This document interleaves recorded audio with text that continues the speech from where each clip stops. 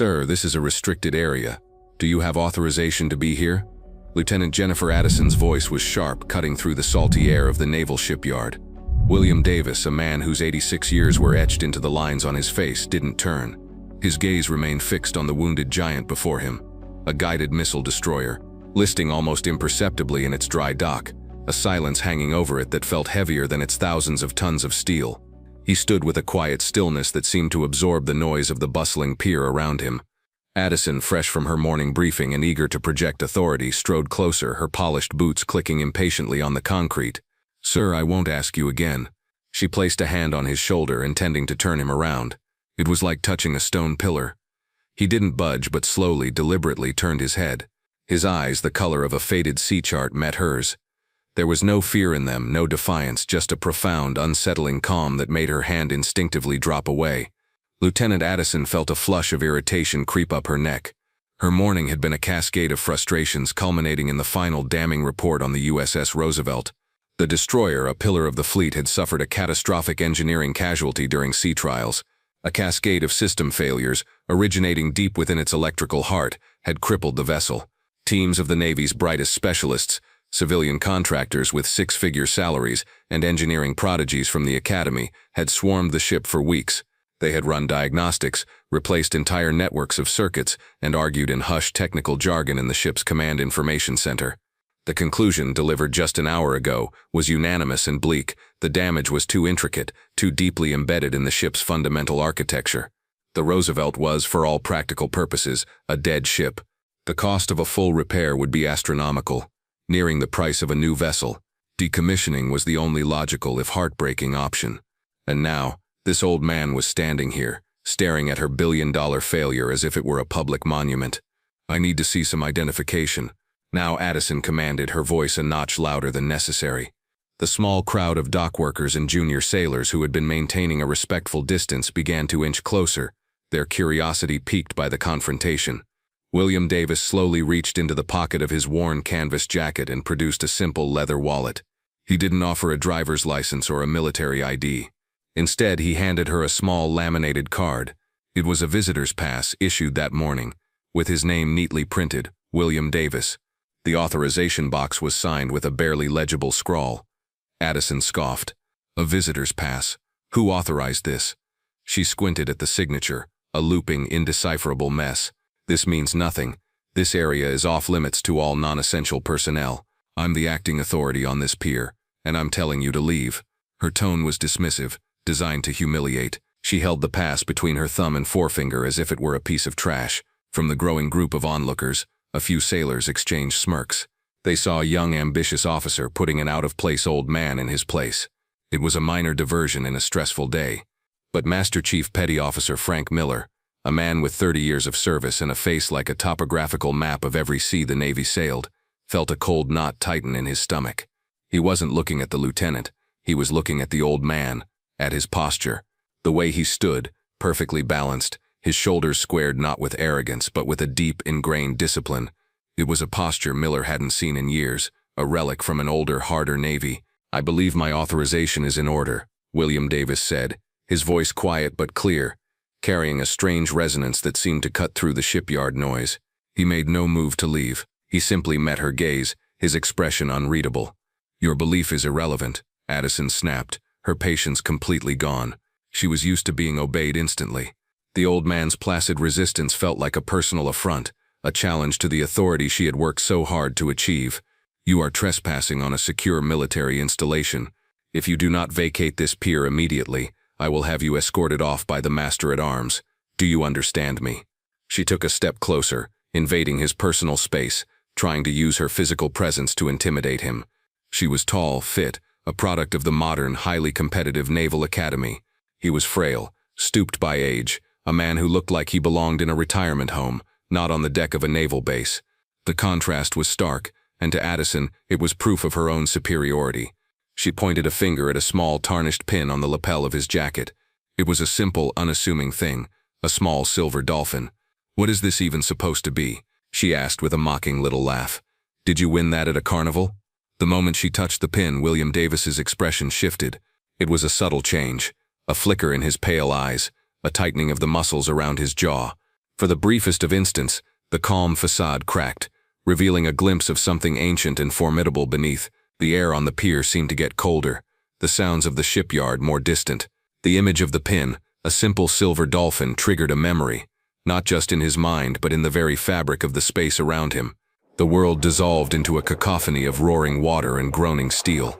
A younger William Davis, barely 30 years old, stood in the flooded, dimly lit confines of a submarine's engine room. The air was thick with the smell of ozone, seawater, and fear. Red emergency lights cast long dancing shadows on the walls as the boat bucked and shuddered, crippled by a depth charge. Water surged around his knees, cold and relentless. Alarms blared, a chaotic symphony of impending doom.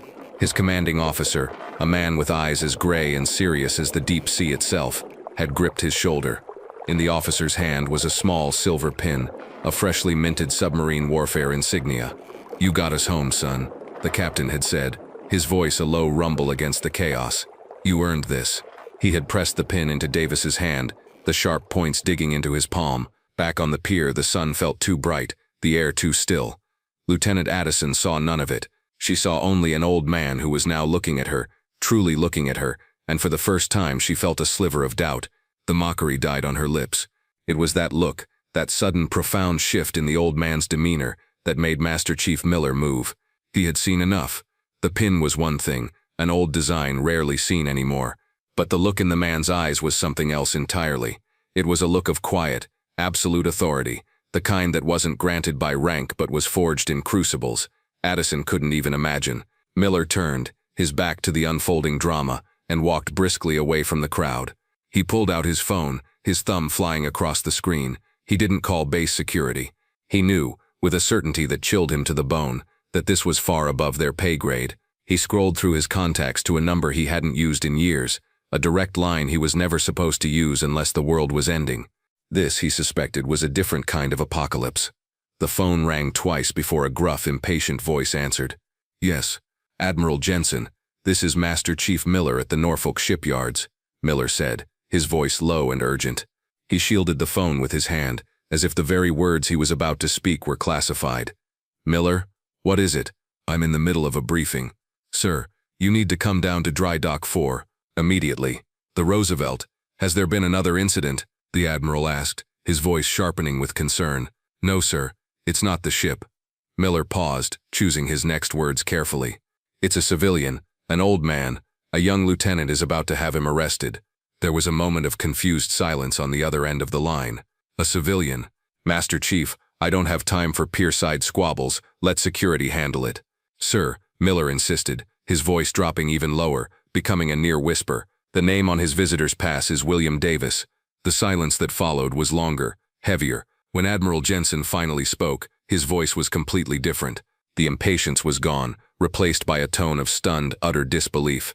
It was the sound of a man who had just seen a ghost. "Did you say William Davis?" "Yes, sir," Miller confirmed. "Keep him there," the Admiral commanded, his voice now a steel whip. "Do not, under any circumstances, let him leave, and for God's sake, keep that lieutenant away from him. I'm on my way." The line went dead. Miller slowly lowered the phone, his heart pounding against his ribs. He turned to look back at the scene. Lieutenant Addison had now taken out a pair of zip-tie handcuffs. The final, unforgivable line was about to be crossed. Inside the Naval Base headquarters, a building of polished linoleum and hushed importance, Admiral Jensen stood up so abruptly that his chair screeched back and slammed into the wall. The room, filled with high-ranking officers and civilian engineers, fell silent. All eyes turned to the Admiral, a man known for his unshakable composure. His face was pale, his eyes wide with a look of dawning horror. "The meeting is over," he announced, his voice tight. He pointed a trembling finger at his aide. "Get me my car, now, and get me the base commander on the line. Tell him to meet me at Dry Dock 4. Tell him it's a Code Alpha situation." A wave of confusion rippled through the room. Code Alpha, that was a designation reserved for a direct threat to the base, a terrorist attack, a catastrophic failure of a nuclear reactor. What could possibly be happening in a dry dock that would warrant that level of alarm? The Admiral didn't explain. He was already striding out of the room, his mind racing. William Davis. It couldn't be. Not here. Not now. The legendary, almost mythical William Davis. The man they called the Ghost Engineer. a figure from the Cold War whispered about in the most secret corners of naval intelligence and engineering. A man who was supposed to be a phantom, a story told to frighten new recruits. A man whose name was associated with impossible feats of naval engineering, with saving ships that were already considered lost at the bottom of the ocean.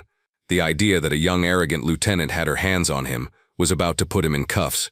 The potential for a disaster of historical proportions made the Admiral's blood run cold. Back on the pier, Lieutenant Addison felt a surge of triumphant finality. The old man's silent refusal to bow to her authority had pushed her past the point of reason. Her career was a testament to her intolerance for insubordination, her adherence to protocol. This man, in his quiet way, represented a rejection of everything she stood for. "I am giving you one last chance, old man," she said, her voice dripping with condescending pity. She held up the plastic cuffs. "You can either walk away now, or I will be forced to place you under arrest for trespassing and obstructing a naval officer in the performance of her duties. Given your age, I'll have to insist on a full medical and psychiatric evaluation. We can't have confused old men wandering onto secure military sites, now can we?" The threat was the ultimate humiliation. It wasn't just about arrest, it was about stripping him of his dignity, labeling him as senile and incompetent. William Davis simply watched her, his expression betraying a deep, profound sadness. He wasn't sad for himself, he was sad for her. He had seen her type before, young officers so blinded by the bright glare of their own ambition that they couldn't see the shadows of history that surrounded them. It was then that the first siren began to wail in the distance.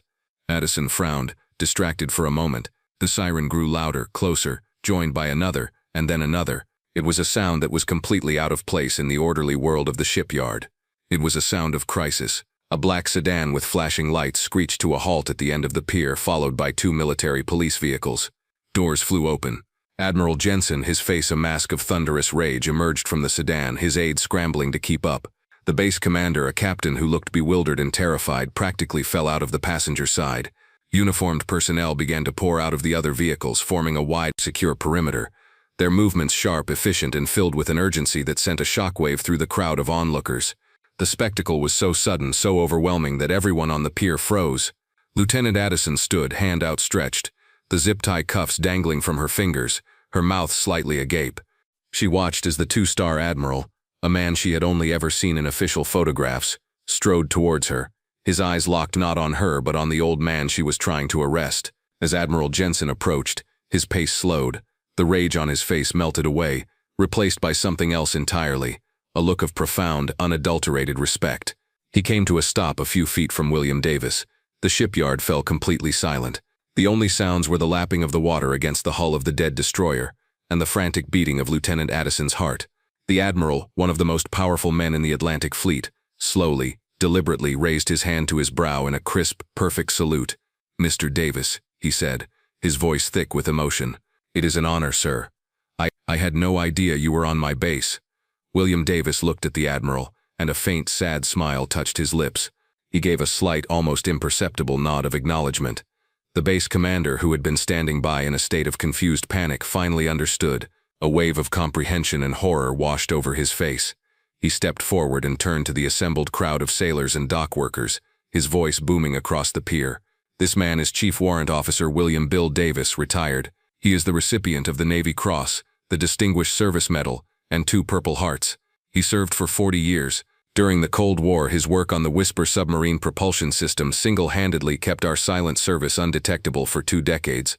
He personally led the damage control teams that saved the USS Forrestal after the fire in '67. The electrical systems on every ship in this fleet, including the Roosevelt, are based on his designs." A collective gasp went through the crowd. The sailors who had been smirking just moments before now stood ramrod straight, their eyes wide with disbelief. Master Chief Miller closed his eyes, a silent prayer of thanks on his lips. He had been right. The commander turned his gaze to Lieutenant Addison, and the temperature on the pier seemed to drop another 20 degrees. His eyes were like chips of ice. "And you," he said, his voice dangerously quiet, "were about to arrest him for trespassing." Addison stood paralyzed, the plastic cuffs slipping from her nerveless fingers and clattering to the ground. The sound was like a gunshot in the utter silence. The authority she had wielded so arrogantly just moments before had evaporated, leaving her exposed and utterly hopelessly out of her depth. She looked from the Admiral to her commander, to the crowd of staring faces, and finally to the old man in the canvas jacket.